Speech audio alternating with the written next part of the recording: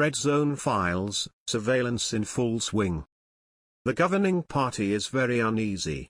The news on its foreign financing has heightened its concern. The stench of danger is becoming stronger.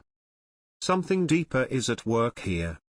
The Electoral Commission has ordered a scrutiny committee to examine PTI's finances and accounting systems to verify the data.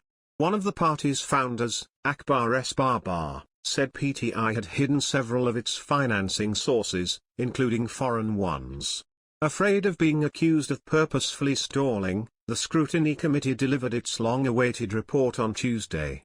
It wasn't formally disclosed, but it began spreading in WhatsApp groups a few hours later.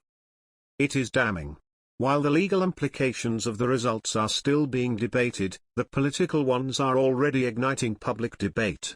Unaccounted for cash totaling over 300 million rupees are at the core of these discoveries. Then there's the question of where the money came from. The PTI will have more time to explain the inconsistencies as the process progresses. Even if the Electoral Commission and eventually the courts accept these answers as legitimate, the opposition would have a field day accusing the governing party of theft until then. This example confirmed a recent trend. This tendency links to PTI's rising list of issues, which is progressively triggering a quasi-existential crisis. Why the sudden famine? From disagreements over crucial appointments to election setbacks in home areas to rising discontent among electables, the PTI's term looks to be deteriorating.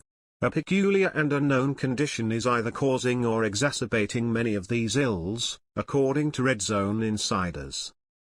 Simply put, PTI is a mess.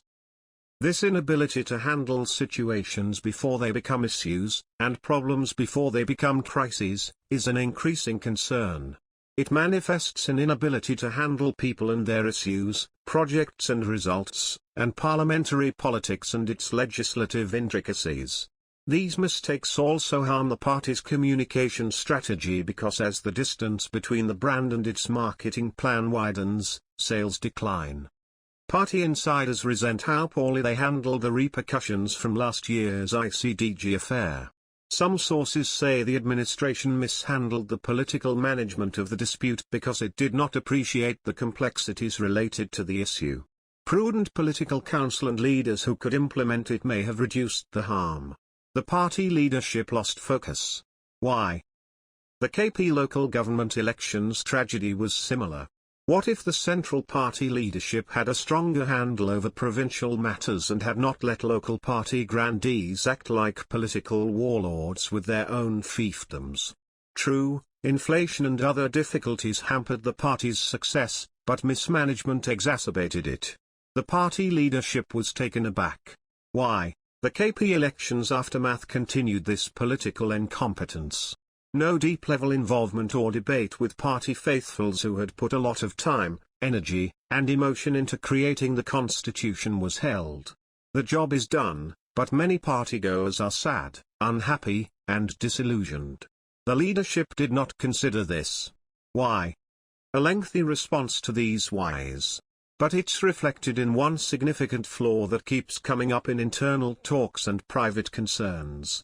The party lacks a strong, experienced, and effective political core that can operate as a brain trust for Prime Minister Imran Khan. The party and government structures have grown in ways that prevent the emergence of a core of political people who can plan, anticipate, and solve issues before they arise. Certain forums have roles. The cabinet may make official decisions, but it is too big, cumbersome, and enmeshed in governance difficulties to handle party politics. The core committee is an advisory group with a substantial membership to deal with such important concerns. In any event, the core committee shares a trait of allegiance, not competence. Political knowledge is a distinct attribute. The legislative party is likewise substantial but irrelevant to the issue. A doer-in-chief would have political gravitas, contacts, credibility, and access to the PM. Given its relative isolation from day-to-day political administration, the Prime Minister office has reportedly raised qualms about the financial measure after it had been introduced in Parliament. We must modify our attitude to politics and governance, a PTI source said. He contends that large transformations and spectacular performances are no longer feasible.